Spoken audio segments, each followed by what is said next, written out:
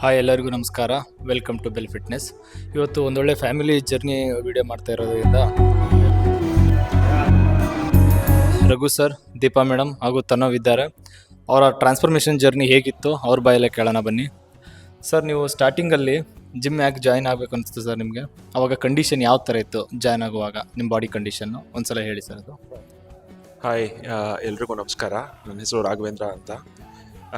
Gym join ಆಗೋದು ಏನಕ್ಕೆ start ಮಾಡಿದ್ರಿ ಅಂತ ಕೇಳಿದ್ರು. ಭಾಳ ಒಳ್ಳೆ ಪ್ರಶ್ನೆ. ಆಬ್ವಿಯಸ್ಲಿ ತೂಕ ಜಾಸ್ತಿ ಆಗ್ತಾ ಇದ್ದಾಗ ನಿಮಗೆ ಗೊತ್ತಾಗುತ್ತೆ ಅದು ಏನಕ್ಕೆ ಜಾಯ್ನ್ ಆಗಬೇಕು ಅಂತ. ನಿಮ್ಮ ಶೂ ಲೇಸ್ ಕಟ್ಕೋಬೇಕಾದ್ರೆ ನಿಮ್ಮ ಹೊಟ್ಟೆ ಅಡ್ಡ ಬರುತ್ತೆ ನೋಡಿ, ಆಗ ಗೊತ್ತಾಗುತ್ತೆ ನಿಮಗೆ ನೀವು ದಪ್ಪ ಆಗಿದ್ದೀರಾ ಅಂತ. So that was the hitting point. So gym join ಆದಾಗ I was over wait.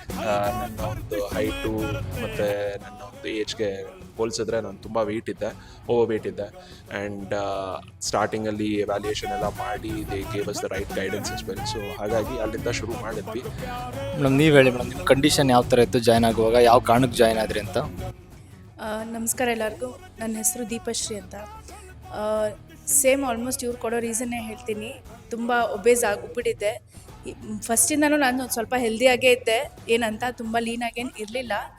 But ಒಂದು ವೆಡ್ಡಿಂಗ್ ಆಗೋ ಪೀರಿಯಡಲ್ಲಾದರೂ ಒಂದು ಒಳ್ಳೆ ಶೇಪಲ್ಲಿದ್ದೆ.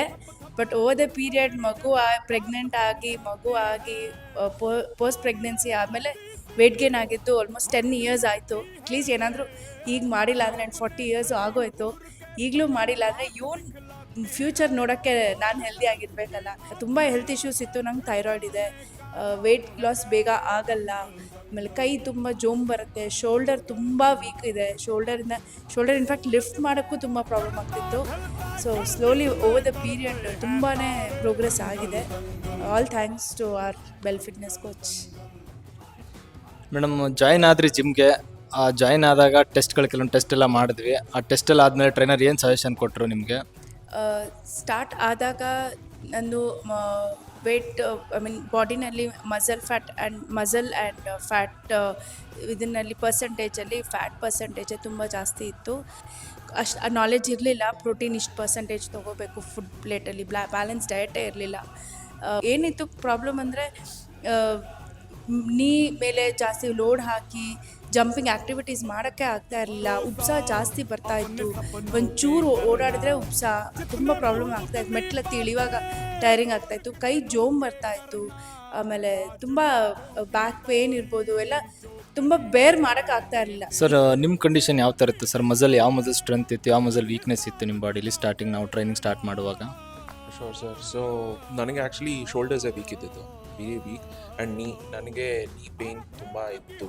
ಲೈಕ್ ನನಗೆ ವಿಟಮಿನ್ B12 ಮತ್ತು D3 ಡೆಫಿಷಿಯನ್ಸಿ ಇದೆ. ಅದು ಆ್ಯಕ್ಚುಲಿ ನನಗೆ ಗೊತ್ತೇ ಇರಲಿಲ್ಲ. ಅದರಿಂದ ಆ ಥರ ಬರ್ತಾ ಇದೆ ಅಂತ ನಾನು ಅಂದ್ಕೊಂಡೆ. ಓಕೆ, ನಾನು ದಪ್ಪ ಇರೋದ್ರಿಂದ ನೀ ಪೇಯ್ನ್ ಜಾಸ್ತಿ ಬರ್ತಾ ಇದೆ ಅಂತ. ನನಗೆ ವಿಟಮಿನ್ನಿಂದ ಇದು ಆಗುತ್ತೆ ಅನ್ನೋದು ಇವರು ಟೆಸ್ಟ್ ಮಾಡಿಸಿ ಅಂತ ಹೇಳಿದ ಮೇಲೆ ಗೊತ್ತಾಗಿತ್ತು. ಇನ್ಫ್ಯಾಕ್ಟ್ ಸ್ಕ್ವಾಟ್ ಮಾಡಬೇಕಾದ್ರೆ ಯಾವ ಸ್ಕ್ವಾಟ್ ಮಾಡಿದ್ರೆ ನೀಗೆ ಲೋಡ್ ಜಾಸ್ತಿ ಬೀಳಲ್ಲ ಅಂತ ಕೂಡ ಹೇಳಿ, ನನಗೂ ಸ್ಕ್ವಾಟ್ಸಲ್ಲಿ ಇಷ್ಟೊಂದು ಥರ ಸ್ಕ್ವಾಟ್ಸ್ ಇದೆ ಅನ್ನೋದು ಕೂಡ ಗೊತ್ತಿರಲಿಲ್ಲ.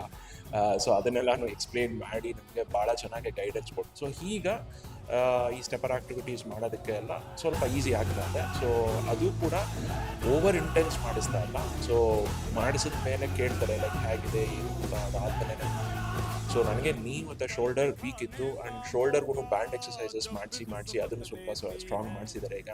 ಸೊ ಈಗ ಶೋಲ್ಡರ್ಗೂ ಕೂಡ ಲೈಕ್ 10 kilos 12.5 kilos ಹೊಡಿದಾದ್ರೆ all credit goes to Pradeep. ಅದನ್ನು ಸ್ಲೋಲಿ ಹೇಗೆ ರಿಕವರ್ ಮಾಡಬೇಕು ಮಸಲ್ನ ಅಂತ ಚೆನ್ನಾಗಿ ರಿಕವರ್ ಮಾಡಿಸಿದ್ರು. Thank you sir. ಸರ್, ನೀವು ಸ್ಟಾರ್ಟ್ ಮಾಡುವಾಗ ಫುಡ್ ಹ್ಯಾಬಿಟ್ ಹೇಗಿತ್ತು? ಇವಾಗ ಡಯಟಲ್ಲಿ ಫುಡ್ ಹ್ಯಾಬಿಟ್ ಹೇಗಿದೆ? ಕ್ರೇವಿಂಗ್ ಮುಂಚೆಲ್ಲ ಕ್ರಿಯೇಟ್ ಆಗ್ತಾ ಇತ್ತು, ಇವಾಗೆಲ್ಲ ಕ್ರೇವಿಂಗ್ ಇಲ್ಲ. ಪ್ರಾಪರ್ ಡಯಟ್ ಮಾಡ್ತಾ ಇದ್ದೀರಾ, ತುಂಬ ಸೀರಿಯಸ್ ಆಗಿ ಮಾಡ್ತಾ ಇದ್ದೀರಾ, ಒಳ್ಳೆ ರಿಸಲ್ಟ್ ನೋಡ್ತಾ ಇದ್ದೀರಾ. ಇವಾಗ ಫುಡ್ ಹೇಗಿತ್ತು? ನಿಮ್ಮ ಡಯಟ್ ಚಾರ್ಟ್ ಯಾವ ಥರ ಇತ್ತು ಒಂದ್ಸಲ ಹೇಳಿ ಸರ್ ನಿಮ್ಮದು. Absolutely sir. I think food intake ತುಂಬ ಇಂಪಾರ್ಟೆಂಟ್ ಆಗುತ್ತೆ ವೆಯ್ಟ್ ಲಾಸ್ ಜರ್ನಿಯಲ್ಲಿ. ಬಿಫೋರ್ ಜಾಯ್ನಿಂಗ್ ಜಿಮ್ ಎಲ್ಲ ರೀತಿ ಜಂಕ್ ತಿನ್ನೋದಾಗಲಿ, ನಾವು ಟಿಪಿಕಲ್ ಸೌತ್ ಇಂಡಿಯನ್ ಆಗಿರೋದ್ರಿಂದ ರೈಸ್ ಇಂಟೇಕ್ ಜಾಸ್ತಿ ಮನೆ. ಸೊ ಜಾಯ್ನ್ ಆದಮೇಲೆ ಏನಂದರೆ ಎಲ್ಲ ಅರ್ಥ ಆಯಿತು. ಲೈಕ್ ವೆಯ್ಟ್ ಲಾಸ್ ಅನ್ನೋದು it's the game of calories ಅಷ್ಟೇ. ಸೊ ಕ್ಯಾಲರಿ ಇಂಟೇಕ್ ಎಷ್ಟು ಬರ್ನ್ ಮಾಡ್ತೀವಿ ಅದ್ರ ಮೇಲೇ ನಮ್ಮ ವೆಯ್ಟ್ ಲಾಸ್ ಆಗುತ್ತೆ ಅನ್ನೋದು. ಸೊ ಹಾಗಾಗಿ ಈಗ ತುಂಬ ಕಾನ್ಷಿಯಸ್ ಆಗಿದ್ದೀವಿ. ಅವ್ರ ಡಯಟ್ ಚಾರ್ಟ್ ಏನು ಹೇಳಿದ್ದಾರೆ ಅದ್ರ ಪ್ರಕಾರನೇ ತೊಗೋತಾ ಇದ್ದೀವಿ. ಅನ್ನ ಅಂತ ತಿಂದು ಜಾಸ್ತಿ ಯಾವುದೋ ಕಾಲನೇ ಆಗಿದೆ ಆ್ಯಕ್ಚುಲಿ. ಮೇಡಮ್ ನೀವು ವೆಜಿಟೇರಿಯನ್ ಆದರೂ ಕೂಡ ಒಳ್ಳೆ ವೆಯ್ಟ್ ಲಾಸ್ ನೋಡ್ತಾ ಇದ್ದೀರಾ, ಹಾಗೂ ಸ್ಟಾರ್ಟಿಂಗಲ್ಲಿ ನೀವು ಪ್ರೋಟೀನ್ ಇಂಟೇಕ್ ಸರಿಯಾಗಿ ಮಾಡಿರಲಿಲ್ಲ, 1.5 kg ಮಸಲ್ ಲಾಸ್ ಆಗಿತ್ತು. ಬಟ್ ಆಮೇಲೆ ಪ್ರೋಟೀನ್ ಇಂಟೇಕ್ ಮಾಡಲೇಬೇಕು ಮೇಡಮ್ ಅಂತ ಹೇಳಿದ್ಮೇಲೆ ನೀವು ಪ್ರೋಟೀನ್ ಇಂಟೇಕ್ ಚೆನ್ನಾಗಿ ಮಾಡಿದ್ದೀರಾ, ಆಗಿರೋ ಮಸಲ್ ಲಾಸು ರಿಕವರಿ ಆಗಿ ಇವಾಗ ರೆಡಿ ಆಗಿದ್ದೀರಾ. ಇವಾಗ ಹೇಗೆ ಅನಿಸುತ್ತೆ ಮೇಡಮ್ ಅದು ಫುಡ್ಡು ಎಲ್ಲ ಫಾಲೋ ಅಪ್ ಮಾಡಿದ್ಮೇಲೆ? ಮುಂಚೆ ಹೇಗಿತ್ತು, ಇವಾಗ ಹೇಗಿತ್ತು, ಆ ಡಯಟ್ ಚಾರ್ಟ್ ಯಾವ ಥರ ಇತ್ತು ಅದೊಂದು ಸ್ವಲ್ಪ ಹೇಳಿ ಮೇಡಮ್. ಪ್ರೋಟೀನ್ ಇಂಟೇಕ್ ಇವ್ರು ಹೇಳಂಗೆ ನಂದು ಏನೂ ಇರಲಿಲ್ಲ, ಯಾವಾಗಲೂ ಏನೋ ಕಾಳು ತಿನ್ಬೋದು ಆ ಥರ. ಆ್ಯಂಡ್ ಮುಂಚೆ ಇನ್ನೊಂದು ಪ್ರಾಬ್ಲಮ್ ಆಗ್ತಾಯಿತ್ತು ನನಗೆ, ಪ್ರೋಟೀನ್ ತೊಗೊಂಡಾಗ ಪ್ರೋಟೀನ್ ಡೆಪಾಸಿಟ್ಸ್ ಆಗಿಬಿಡ್ತಾಯಿತ್ತು. Problem was there was no physical activity. So protein ತೊಗೊಳೋದ್ರ ಜೊತೆಗೆ ಅದಕ್ಕೆ ತಕ್ಕಂತೆ ಫಿಸಿಕಲ್ ಆ್ಯಕ್ಟಿವಿಟಿನೂ ತುಂಬ ಇಂಪಾರ್ಟೆಂಟು. ಅದು ಫಿಸಿಕಲ್ ಆ್ಯಕ್ಟಿವಿಟಿ ಮಾಡಿಲ್ಲ ಅಂದರೆ ಪ್ರೋಟೀನ್ ಡೆಪಾಸಿಟ್ಸ್ ಆಗೋದು ಕಾಮನ್. ಒಂದು ಚಪಾತಿ ತಿನ್ನೋ ಕೆಪಾಸಿಟಿನೂ ಇರಲ್ಲ, ಪ್ರೋಟೀನು ಸ್ಯಾಲಡು ಅಂತ ತಿಂದಮೇಲೆ. ಒಂದು ಚಪಾತಿಗೆ ನಾನು ಮುಂಚೆ ಸುಮ್ಮನೆ ಸೈಡಲ್ಲಿ ಒಂದು ಚೂರು ಪಲ್ಯ ಅಂದರೆ, ಇವತ್ತಿನ ದಿನ ಒಂದು ಬಿಗ್ ಬೌಲ್ ಆಫ್ ಪಲ್ಯನೇ ಜಾಸ್ತಿ ಇರುತ್ತೆ. ಚಪಾತಿ ಸುಮ್ಮನೆ ಒಂದು ಸೈಡು ಅದ್ರ ಜೊತೆಗೇನೋ ಹಿಂಗೆ ತಿನ್ನಬೇಕಲ್ಲ ಅನ್ನೋ ಒಂದು ಇದರಲ್ಲಿ. ಸೊ ಅದೆಲ್ಲ ತುಂಬ ಚೆನ್ನಾಗಿ ಗೈಡ್ ಮಾಡಿದ್ದಾರೆ, ಏನು ಬೆಟರ್ ಆಗುತ್ತೆ ಅಂತ. ಮೇಡಮ್ ನೀವು ಇಲ್ಲಿ ಟ್ರೈನರ್ ಸಪೋರ್ಟಿವ್ ಆಗಿದ್ದಾರೆ, ಯಾವ ಥರ ಇದ್ದಾರೆ, ಮತ್ತು ಸಪೋರ್ಟ್ ಯಾವ ಥರ ಇದೆ, ಸ್ಟಾಪ್ ಸಪೋರ್ಟ್ ಯಾವ ಥರ ಇದೆ, ಮತ್ತು ನೀವು ಎಷ್ಟು ವೆಯ್ಟ್ ಎತ್ತುತ್ತಾ ಇದ್ರಿ ಮುಂಚೆ, ಹೀಗೆ ಹೇಗೆ ಎತ್ತುತ್ತಾ ಇದ್ದೀರಾ, ಒಂದು ಟ್ರೈನಿಂಗ್ ಯಾವ ಥರ ಇತ್ತು, ಟ್ರೈನರ್ದು ಸಪೋರ್ಟ್ ಹೇಗಿತ್ತು, ಪ್ರತಿಯೊಂದು ಒಂದ್ಸಲ ಹೇಳಿ. ಸ್ಟಾರ್ಟಿಂಗಲ್ಲಿ ನನಗೆ ತುಂಬಾ ಎಷ್ಟೋ ಬಾಡಿ ಪಾರ್ಟ್ಸ್ದು ಇಶ್ಯೂಸ್ ಇತ್ತು, ಲಿಫ್ಟ್ ಮಾಡೋಕ್ಕೆ ಪ್ರಾಬ್ಲಮ್ ಆಗ್ತಾಯಿತ್ತು.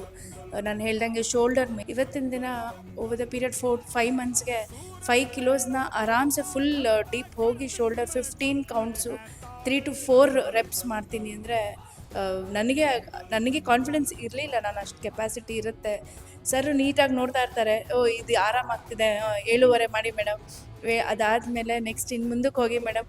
ಇವತ್ತಿನ ದಿನ ಅವರು ಪುಷ್ ಮಾಡೋದ್ರಿಂದ 15 kg ಚೆಸ್ಟ್ ಲಿಫ್ಟ್ ಮಾಡೋ ಒಂದು ಕೆಪಾಸಿಟಿ ಬಂದಿದೆ. ತುಂಬ ಖುಷಿ ಆಗುತ್ತೆ ನನಗೆ ಕಾನ್ಫಿಡೆನ್ಸು ಬೂಸ್ಟ್ ಆಗುತ್ತೆ, ಕಾನ್ಫಿಡೆನ್ಸ್ ತುಂಬ್ತಾರೆ, ಮೋಟಿವೇಟ್ ಅಂತೂ ತುಂಬ ಚೆನ್ನಾಗಿ ಮಾಡ್ತಾರೆ. ಲೈಕ್ ಮಸಲ್ ವೀಕ್ ಇರೋದೆಲ್ಲ ಅದನ್ನು ನಾನು ಸ್ವಲ್ಪ ಸ್ಟ್ರೆಂಥನ್ ಮಾಡೋದಕ್ಕೆ ಸ್ವಲ್ಪ ಫೋಕಸ್ ಮಾಡಿದ್ರಿ. ನಿಧಾನಕ್ಕೆ ಯಾವ ರೀತಿ ಎಲ್ಲ ವರ್ಕ್ ಆಯಿತು, ಸ್ಟ್ರೆಂತ್ ಆಯಿತು, ಆಮೇಲೆ ನೀವು ಜಾಸ್ತಿ ಆ್ಯಕ್ಟಿವಿಟಿ ಕೊಡೋದಕ್ಕೆ ಶುರು ಮಾಡಿದ್ವಿ. ಲೈಕ್ ಇನಿಷಿಯಲಿನೇ ಬಂದ ತಕ್ಷಣ ಓಕೆ ನೀವು 100 kg ಹಿಡೀರಿ ಆ ಥರ ಹೇಳಿ ಸುಮ್ಮನೆ ಬಿಟ್ಬಿಡೋದು ಆ ಥರ ಇಲ್ಲ.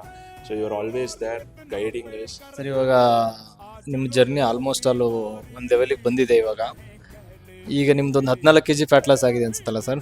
ಹೌದು ಸರ್. ಇನಿಷಿಯಲಿ ನಾವು ಜಾಯ್ನ್ ಆದಾಗ 93 ಪಾಯಿಂಟ್ ಸಮಥಿಂಗ್ ಇದ್ದೆ.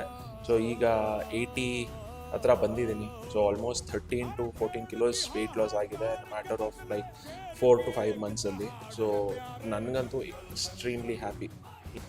Thank you sir. Thank you sir. Madam ನೀವು ಇವಾಗ ಒಂದು 11 ಕಿಲೋ ಕಟ್ ಡೌನ್ ಆಗಿದೆ, ನಿಮ್ಮದು ವೆಯ್ಟ್ ಲಾಸ್ ಆಗಿದೆ. ಇವಾಗ ಹೇಗೆ ಅನಿಸ್ತಾ ಇದೆ ಮೇಡಮ್ ನಿಮಗೆ? ತುಂಬ ಲೈಟ್ ಅನಿಸುತ್ತೆ ಸ್ವಲ್ಪ ಬಾಡಿ. ಮೇನ್ ಕೈ ಕಾಲೆಲ್ಲ ಎಷ್ಟೋ ಸ್ಟ್ರಾಂಗ್ ಅನಿಸಿದೆ, ಸ್ಟ್ರೈನ್ ಅನಿಸೋದಿಲ್ಲ. ಆ್ಯಂಡ್ ಯಾವಾಗ ನನ್ನ ಹಳೆ ಕ್ಲೋತ್ಸ್ ಫಿಟ್ ಆಗ್ತಾ ಇರುತ್ತಲ್ಲ ಅದು ನೋಡುವಾಗ ಕನ್ನಡಿ ಮುಂದೆ ನೋಡ್ಕೊಂಡು ನನ್ನ ಪರವಾಗಿಲ್ಲ, ಈ ಡ್ರೆಸ್ ಫಿಟ್ ಆಗ್ತಿದ್ಯಪ್ಪ, ಇಷ್ಟ ಆಗಿದ್ದೀನಿ ಅಂತ ಒಂಥರ ಖುಷಿ ಅದು ಎಂಥವ್ರಿಗೂ. ಆ್ಯಂಡ್ ತನೋ 3 kg ಕಟ್ ಡೌನ್ ಆಗಿದೆ, ಹೇಗೆ ಅನ್ನಿಸ್ತಾ ಇದೆ ನಿನಗೆ? ಸ್ಪೋರ್ಟ್ಸಿಗೆ ಹೆಲ್ಪ್ ಆಗಿದೆಯಾ? ಮುಂಚೆ ಏನು ಕಂಡೀಷನ್ ಇತ್ತು, ಇವಾಗ ಹೇಗಿದೆ? ಮುಂಚೆ ಆ್ಯಕ್ಚುಲಿ ಸ್ಕೂಲಲ್ಲಿ ಕೆಲವರು ನಾನು ಫ್ಯಾಟ್ ಜಾಸ್ತಿ ಇದ್ದೀರಿ ಅಂತ ಹೇಳ್ತಾಯಿದ್ರು. ಇವಾಗ ಸ್ವಲ್ಪ ಕಡಿಮೆ ಆಗಿರೋದು. ಸೊ ನಾನು ಇನ್ನೂ ಮಾಡಬೇಕು ಅಂತ ಅನಿಸುತ್ತೆ. ಆ್ಯಂಡ್ ವೆರಿ ಹ್ಯಾಪಿ, ನಾನು ಕಟ್ ಡೌನ್ ಆಗಿದ್ದೀನಿ ಸ್ವಲ್ಪ ವೇಟ್ ಅಂತ. ಆ್ಯಂಡ್ ಡಯೆಟ್ಟು ನೀವು ಹೇಳಿರೋದು ಆ್ಯಕ್ಚುಲಿ ನಾನು ಫಾಲೋ ಮಾಡ್ತಾಯಿದ್ದೀನಿ. ಕೆಲವು ಸತಿ ಏನಾದರೂ ಇವಾಗ ಬರ್ಡೇ ಇರೋದಕ್ಕೆ ಚೇಂಜ್ ಆಗಿದೆ ಸ್ವಲ್ಪ. ಆ್ಯಂಡ್ ಇವಾಗ ಮತ್ತೆ ನಾರ್ಮಲ್ಗೆ ಬಂದಿದ್ದೀನಿ. ಸೊ ಅದೂ ಪ್ರೋಟೀನ್ ಕರೆಕ್ಟಾಗೆ ತೊಗೊತಾ ಇದ್ದೀನಿ. ಆ್ಯಂಡ್ ನಂದು ಸ್ಪೋರ್ಟ್ಸ್ ಆ್ಯಕ್ಟಿವಿಟೀಸಲ್ಲಿ ನನಗೂ ಆ್ಯಕ್ಚುಲಿ ಉತ್ಸಾಹ ಬರ್ತಾಯಿತ್ತು ಮುಂಚೆ. ಲೈಕ್ ರನ್ನಿಂಗ್ ಮಾಡ್ತಾ ಇರುವಾಗ, ಇಲ್ಲಾಂದರೆ ಸೈಕ್ಲಿಂಗ್ ಮಾಡ್ತಾ ಇರುವಾಗ ನಮ್ಮ ರೋಡಲ್ಲಿ ಲೈಕ್ 4 to 5 ರೌಂಡ್ಸ್ ಮಾಡಿದ್ರೆ ಹಂಗೆ ಸುಸ್ತಾಗಿ ಆಗಲ್ಲ ಅಂದ್ಬಿಡ್ತೀನಿ. ಇವಾಗ ಇಲ್ಲಿ ಜಿಮ್ಮಲ್ಲೂ ನಾನು ಕಾರ್ಡಿಯೋಗೆ ಸೈಕ್ಲಿಂಗು ಮಾಡ್ತಾ ಇರೋದ್ರಿಂದ ಇನ್ನೂ ಸ್ವಲ್ಪ ಬೆಟರಾಗಿ ಇನ್ನೂ ಫಾಸ್ಟಾಗೂ ಹೋಗ್ತೀನಿ. ಇದು ಪಾರ್ಟ್ 1 ವಿಡಿಯೋ ಆಗಿರುತ್ತೆ. ಮೊದಲನೇ ವಿಡಿಯೋದಲ್ಲಿ ಸರ್ ಜರ್ನಿ, ಮೇಡಮ್ ಜರ್ನಿ ಮತ್ತು ತನವ್ ಅವರ ಒಂದು ಫೀಡ್ಬ್ಯಾಕ್ ಕೊಟ್ಟಿದ್ದಾರೆ. ಪಾರ್ಟ್ 2 ಅಲ್ಲಿ ಸರ್ಗೆ 6 ಪ್ಯಾಕು, ಮೇಡಮ್ ಆಲ್ಮೋಸ್ಟ್ ಆಲು ಕಟ್ ಡೌನ್ ಆಗಿ ರೆಡಿ ಆಗಿರ್ತಾರೆ. ಸೆಕೆಂಡ್ ವಿಡಿಯೋ ಅನ್ನೋಷ್ಟರಲ್ಲಿ ತನವ್ ಅಷ್ಟೇ ಒಳ್ಳೆ, ಅವನು ಕೂಡ ಬಾಡಿ ಎಲ್ಲ ರೆಡಿ ಆಗಿರುತ್ತೆ, ಫಿಟ್ಟಾಗಿ ರೆಡಿ ಆಗಿರ್ತಾರೆ. ನಮ್ಮ ಟೀಮ್ ಕಂಪ್ಲೀಟ್ ಒಂದು ಫ್ಯಾಮಿಲಿನೇ ಈಗ ರೆಡಿ ಆಗ್ತಿರೋದ್ರಿಂದ ನಮಗೂ ಖುಷಿ ಇದೆ. Thank you.